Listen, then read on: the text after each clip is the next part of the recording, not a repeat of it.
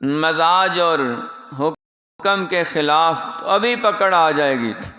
اس انداز سے عبادت کرو کہ اللہ رب العزت کے دربار میں اپنے آپ کو حاضر سمجھو کہ اللہ تمہیں دیکھ رہا ہے، تم رب کو دیکھ رہے ہو، اور کوئی ایسا لفظ، کوئی ایسی حرکت وہ خلاف قانون صادر نہ ہو کہ رب تعالیٰ ناراض ہی نہ ہو جائے۔ اس کیفیت کو سوچ کے اپنے رب کی عبادت کرو گے تو اللہ تعالیٰ عبادت میں لذت پیدا کر دیں گے، سرور اور سکون پیدا کر دیں گے۔ جیسے کوئی بندہ یہ تصور بنائے کہ میں بیت اللہ کے سامنے کھڑا ہوں، وہ اللہ تعالیٰ کا گھر ہے، اللہ تعالیٰ کی عظمت کا نشان ہے، رب تعالیٰ کی اعلیٰ ترین قدرت کا کرشمہ ہے، اور اللہ رب العزت کا محبتوں کا مرکز ہے۔ تو جو بیت اللہ کے ساتھ محبت رکھتا ہے، جو اللہ کے گھر سے محبت رکھتا ہے، اس کی اللہ سے محبت قائم ہو جاتی ہے۔ جو رسول اللہ صلی اللہ علیہ وسلم سے محبت رکھتا ہے، اس کی اللہ سے محبت مضبوط ہو جاتی ہے۔ جو کتاب اللہ سے محبت رکھتا ہے، اس کی اللہ سے محبت مضبوط ہوتی ہے۔ تو جو نسبتیں ہیں اللہ تعالیٰ کے ساتھ تعلق والی، ان کے ساتھ رابطہ رکھنے سے، جڑنے سے، اور ان پر ایمان لانے سے، اور ان پر محبت کرنے سے اللہ کی محبت حاصل ہوتی ہے، اور جس کو اللہ کی محبت حاصل ہو جائے اسے ہی تو کامل ایمان والا کہتے ہیں۔ فرمایا ایسے ہی ایمان والے لوگوں کو اللہ تعالیٰ داخل کریں گے، لیکن شرط یہ ہے عامل الصالحات، ساتھ نیک عمل بھی کرتے ہیں۔ خالی اللہ رسول کی محبت کا دعویٰ نہیں، ان کے نام کی اور ان کے پیغام کی اور ان کے حکم کی تعظیم ہی نہیں، عظمت ہی نہیں، شان ہی نہیں بیان کرتے، بلکہ اللہ رسول کے حکموں پہ عمل بھی کرتے ہیں۔ تو ایمان کے ساتھ عمل شرط ہے۔ جب تک عمل نہیں، اس وقت تک ایمان بھی مضبوط نہیں ہو سکتا ہے۔ ایمان کیا ہے؟ اللہ تعالیٰ کو ایک ماننا، اور عمل کیا ہے؟ اس کی گواہی دینا۔ ایمان کا تعلق سوچ اور فکر، عقیدے، کنسپٹ کے ساتھ ہے، جس کا اظہار کیسے ہوگا؟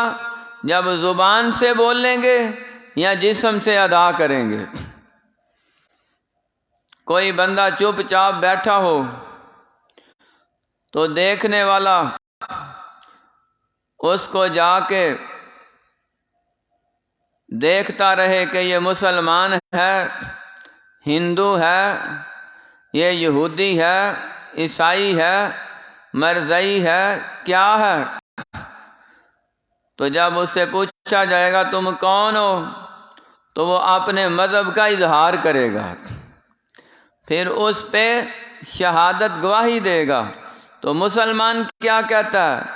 اشہد ان لا الہ الا اللہ وحدہ لا شریک لہ واشہد ان محمدا عبدہ ورسولہ۔ میں اس بات کا اعلان کرتا ہوں کہ اللہ تعالیٰ کے علاوہ کوئی بھی عبادت کے لائق ہے ہی نہیں، وہ وحدہ لا شریک ہے، اکیلا ہے، تنہا ہے، اس کا کوئی ساتھی نہیں، ساجی نہیں، حمایتی نہیں، مددگار نہیں، اس کا کوئی پائی وال نہیں، اس کے ساتھ کائنات بنانے میں چلانے میں کوئی شریک نہیں ہے، وہ اکیلا ساری کائنات کا بنانے والا بھی، اکیلا ہی نظام چلانے والا۔ اور میں گواہی دیتا ہوں اس بات کی کہ محمد الرسول اللہ صلی اللہ علیہ وسلم اللہ کے بندے ہیں، اللہ تعالیٰ نے انہیں پیدا فرمایا ہے اور ساری کائنات سے اپنا پیغمبر آخری رسول بنا کے اعلیٰ بنا دیا۔ تو رسول پاک صلی اللہ علیہ وسلم پر بھی ایمان کا اظہار کرنا ہوگا۔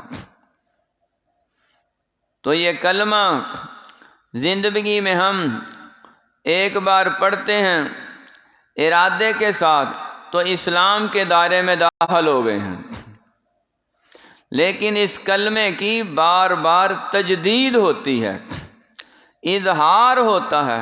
وہ کس کے ذریعے؟ عامل الصالحات، نیک اعمال کے ذریعے۔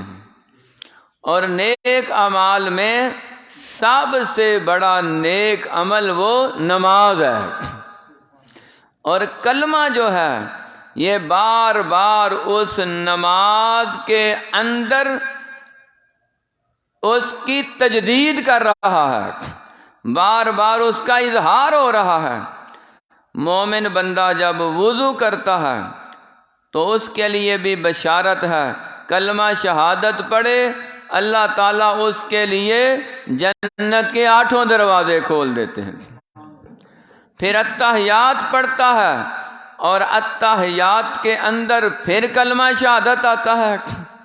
تو جو بے نماز بندہ ہے اسے تو کلمہ پڑھنے کی بھی توفیق نہیں ہوتی، نہ اسے موقع ملتا ہے۔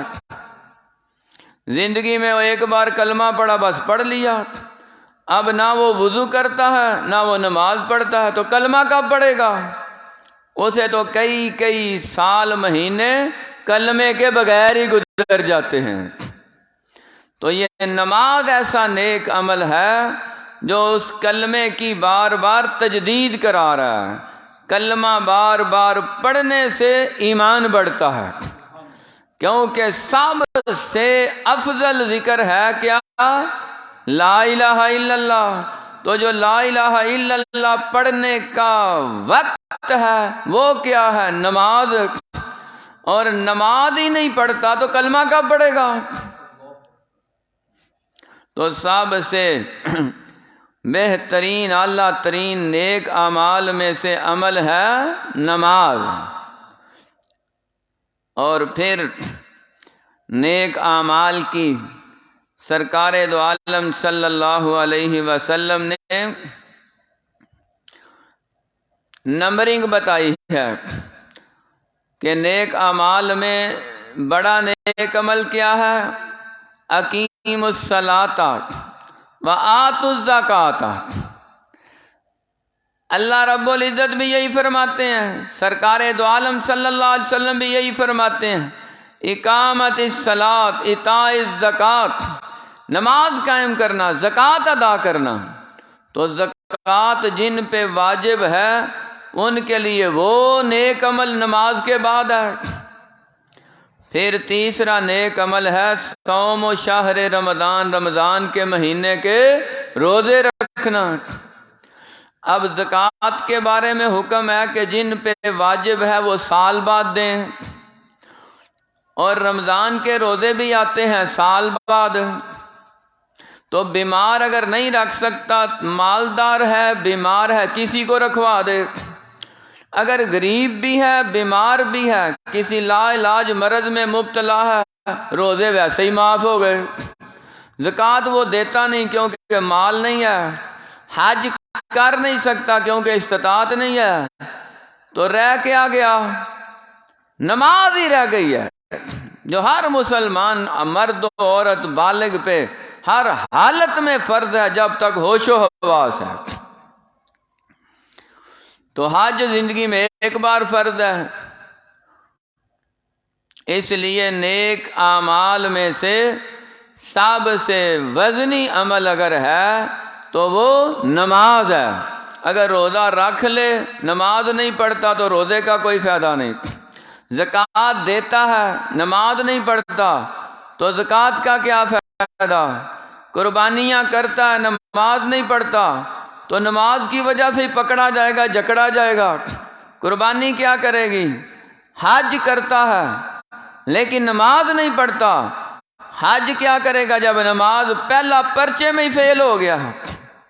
اول من یحاسب یوم القیامہ فہو الصلاۃ، نماز میں سب سے پہلا قیامت کے دن جس چیز کا حساب ہوگا وہ نماز کا ہوگا۔ تو نماز کے پیپر میں اگر وہ فیل ہو گیا تو باقی تو کھول ہی نہیں جانے، اسی میں انہوں نے پکڑ کے جکڑ کے خذوہ فغلوا ثم الجحیم صلوا، پھر وہاں جا کے کہیں گے قالوا لم نک من المصلین، ہم تو نماز چکھتے بھی نہیں تھے، پڑھتے کیا چکھتے بھی نہیں تھے، نمازیوں میں ہمارا شمار ہی نہیں ہوتا تھا۔ تو جو ایمان والے ہیں، نیک عمل کرنے والے ہیں، اللہ تعالیٰ پھر انہیں انعام دیتے ہیں، انعام بھی معمولی نہیں، بہت بڑا انعام۔ فرمایا ان کو ایسی جنتوں میں، نیک اعمال کے اندر کچھ تو حقوق اللہ میں آتے ہیں اور کچھ حقوق العباد میں آتے ہیں۔ حقوق العباد میں جو نیک اعمال ہیں وہ ہیں سب سے اول ماں باپ کے حق ہیں، ماں باپ کا حق سب سے اول ہے، فائق ہے حقوق العباد میں، کہ جس کے ماں باپ زندہ ہیں، حیات ہیں، سلامت ہیں، وہ ان کی خدمت بھی کرے اور ان کی دعائیں بھی لے اور پھر ان کی ضروریات کا خیال بھی رکھے، ان کی ڈانٹ ڈپٹ کو برداشت بھی کرے، اور اگر وہ مریض ہو جائیں، بوڑھے ہو جائیں تو پھر اس انداز سے ان کی دیکھ بھال کرے کہ آسمان کے فرشتے بھی عرش کر اٹھیں، اور وہ بوڑھا باپ ہو، بوڑھی والدہ ہو، وہ اس قدر دعائیں دیتے دنیا سے جائیں کہ آنے والی ساری زندگی سے ساری بلائیں ختم ہو جائیں۔ تو یہ زیادہ لمبا عرصہ نہیں ہوتا، تھوڑا ہی وقت ہوتا ہے ازمائش کا، بوڑھوں کو سنبھالنے کا، لیکن جو اس معاملے میں کامیاب ہوتے ہیں ساری زندگی نسلوں تک کامیاب ہو جاتے ہیں، اور جو اس معاملے میں فیل ہو جائیں وہ دنیا آخرت میں فیل ہو جاتے ہیں۔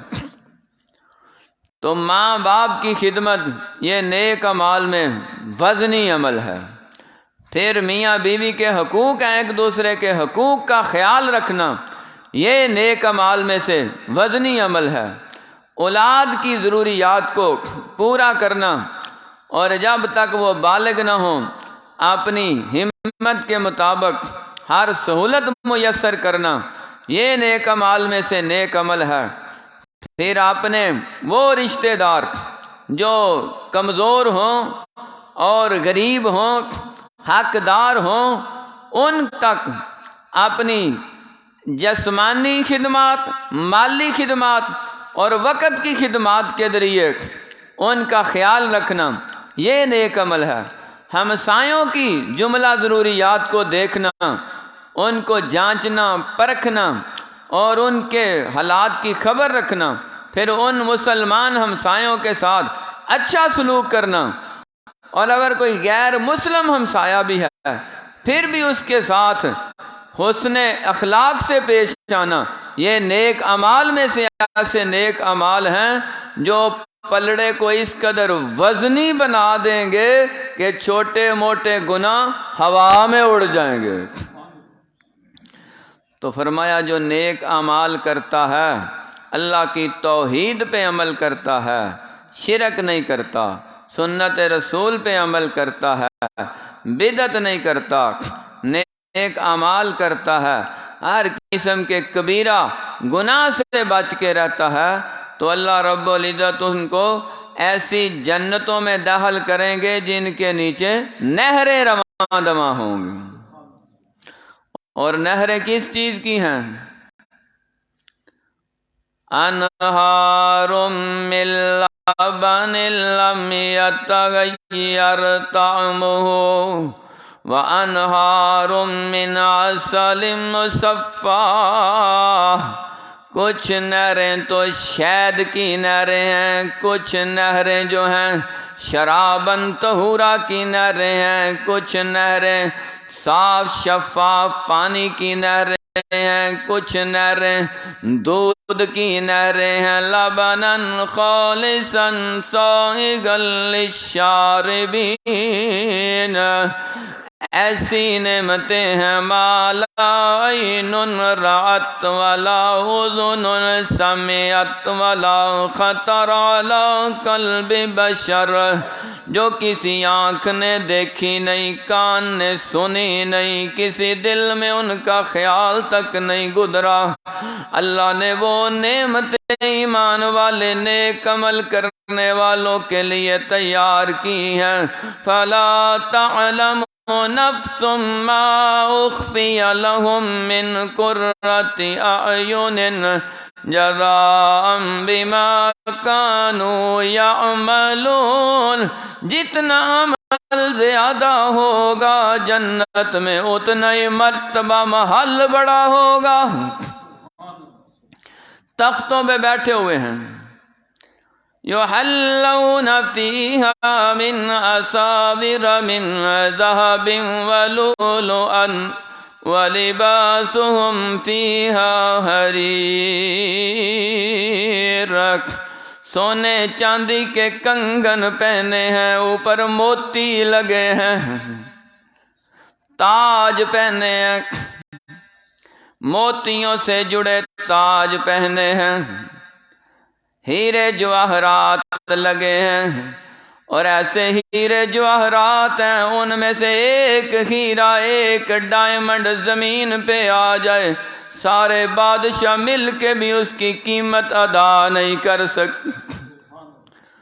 اور حدیث پاک میں آیا 1 فٹ زمین جنت کی، فرمایا دنیا جہان کے سارے خزانوں سے قیمتی ہے، کیونکہ یہ سارا کچھ تباہ ہونے والا ہے، وہ ہمیشہ رہنے والا ہے۔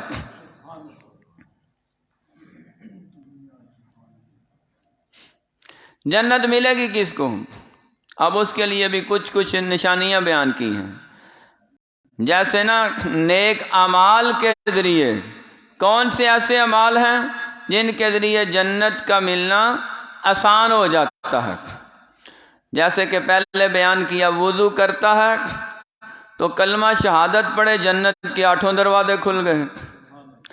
پھر فرمایا من بنا للہ مسجدا بنا اللہ لہ بیتا فی الجنہ، اللہ کی رضا کے لیے اللہ کا گھر بناتا ہے، اللہ تعالیٰ اس کے مرنے سے پہلے ہی جنت میں اس کا محل بنا دیتے ہیں۔ نیک عمل کیا ہے نا تو اللہ تعالیٰ نے قبول کیا۔ فرمایا ان الجنت تحت اقدام الامہات، جنت ماں کے قدموں تلے، ماؤں کے قدموں تلے، ماں باپ کی خدمت کرو، جنت میں جانا آسان ہو جائے گا۔ جنت کیسے ملے گی؟ ان الحسن والحسین سیدا شباب اہل الجنہ، ابو بکر و عمر کہول سیدہ کہول اہل الجنہ۔ فرمایا حسن و حسین جنت کے جوانوں کے سردار ہیں، اور ابو بکر و عمر وہ جنت کے بوڑھوں کے سردار ہیں۔ ان ہستیوں سے محبت کرو، جنت میں جانا آسان ہو جائے گا، کیونکہ جنت کے سردار تو وہ ہیں، تو سرداروں سے محبت کریں گے تو جانا آسان ہو جائے گا۔ آمنہ کے لال پہ، عبداللہ کے در یتیم پہ، سردار عبد المطلب کے پوتے پہ، حضرت ابراہیم علیہ السلام کی آل کے سرتاج پہ، ساری کائنات کے امام الانبیاء محمد الرسول اللہ صلی اللہ علیہ وسلم پہ بے شمار محبت بھرے درود و سلام پڑھو، جنت میں جانا آسان ہو جائے گا۔ فرمایا جو مجھ پہ کثرت کے ساتھ درود و سلام پڑھتا ہے جنت میں میرا ہمسایہ ہوگا۔ تو یہ نیک اعمال ہیں۔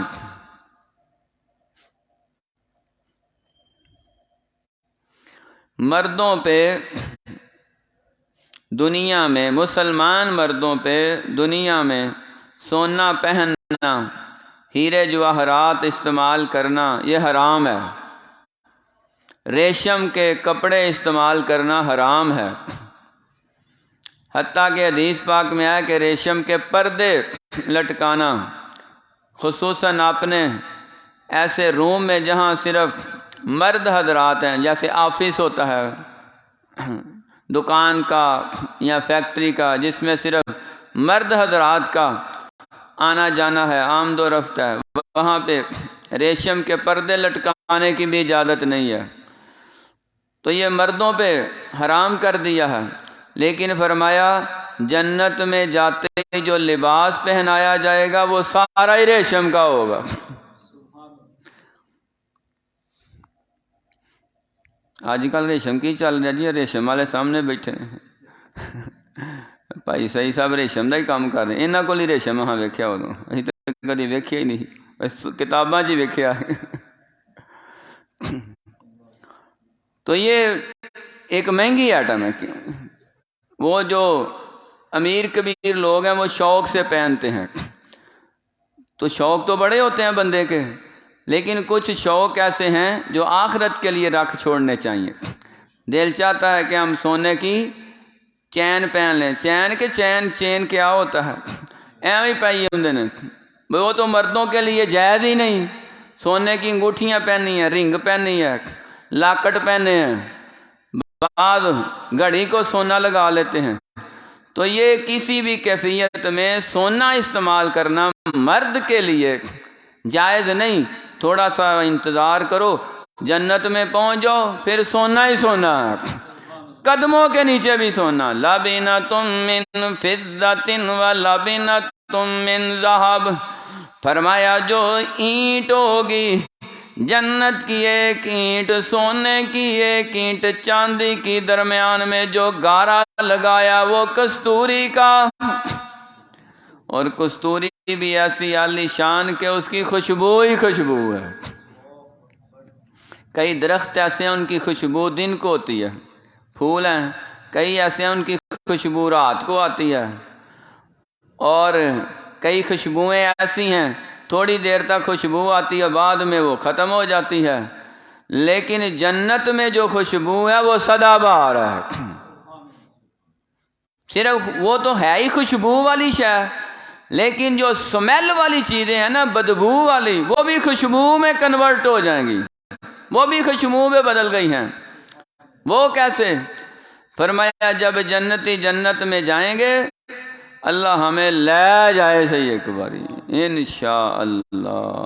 یا اللہ ہمیں بما ہماری فیملی کے جملہ افراد کے، ساتھیوں کے، دوست احباب کے، اور اپنے خاندان سمیت بڑے ہیں چھوٹے ہیں بہن بھائی ہیں، سب کو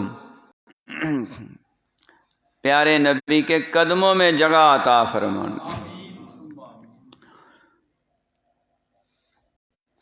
تو فرمایا جب جنتی جنت میں جائیں گے تو وہ بڑا کچھ کھائیں گے، بڑا کچھ پئیں گے، تو کھا پی کے تو ہوگا کیا، ان کو ایک پسینہ آئے گا، تھوک بھی نہیں آئے گی، پیشاب بھی نہیں آئے گا، اور حاجت بھی محسوس نہیں ہوگی، تو ایک پسینہ آئے گا، تو پسینے کی تو سمیل ہوتی ہے، بو ہوتی ہے، وہ زیادہ دیر بندہ برداشت نہیں کر، دوسرے نہیں برداشت کرتے، تو فرمایا جنتیوں کو جو پسینہ آنا ہے اس کی بو نہیں ہوگی، سمیل نہیں ہوگی، اس کی خوشبو بھی کستوری سے زیادہ ہوگی۔ تو بدبو والی شے کو بھی اللہ خوشبو میں بدل دیں گے، کیونکہ جنت میں جو پہنچ چکے ہیں۔ تو دنیا میں بھی ایک جنت ہے، دنیا میں بھی ایک ایسی جگہ ہے جسے اللہ کے رسول پاک نے، ہمارے سونے نبی نے جنت کہا ہے۔ وہ کون سی جگہ ہے؟ ما بین بیتی و منبری، ما بین بیتی و منبری روضۃ من ریاض الجنہ، وہ جنت مدینے میں ہے۔ فرمایا میرے گھر سے میرے روضے تک، میرے گھر سے میرے منبر تک، میرے گھر سے میرے روضے سے، میرے گھر سے میرے منبر تک، منبر کے اس کونے سے لے کے گھر کے اس کونے تک درمیان میں جتنی جگہ ہے اللہ نے جنت کا باغ ہی بنا دیا۔ تو دنیا میں بھی یہ جنت ہے، اور وہ جنت کہاں ہے؟ جہاں ہمارے محبوب آقا 10 سال تک آتے رہے ہیں، جاتے رہے ہیں، آ رہے ہیں، جا رہے ہیں، آ رہے ہیں، جا رہے ہیں۔ اس آنے والی جانے والی جگہ کو اللہ نے جنت ہی بنا دیا۔ آپ مدینہ شریف میں 10 سال تک جنت میں ہی رہے ہیں، جنت کے اندر ہی نمازیں پڑھاتے رہے ہیں، جنت کے اندر ہی خطبے پڑھاتے رہے ہیں، جنت کے اندر ہی نوافل پڑھتے رہے ہیں، جنت کے اندر ہی آپ نے نوافل کی جماعت کرائی ہے، جنت کے اندر ہی آپ کھانا کھاتے رہے ہیں، جنت کے اندر ہی آپ سوتے رہے ہیں، جنت کے اندر ہی گھر بنا، وہیں فوت ہوئے، وہیں جنت میں دفن ہوئے ہیں، اب تک جنت میں ہے، جنت سے اٹھیں گے جنت میں ہی جائیں گے۔ ہمارے پیارے نبی صلی اللہ علیہ وسلم کے تو جس چیز کے ساتھ نسبت ہو گئی ہے اس زمین کے ٹکڑے کو بھی اللہ نے جنت ہی بنا دیا۔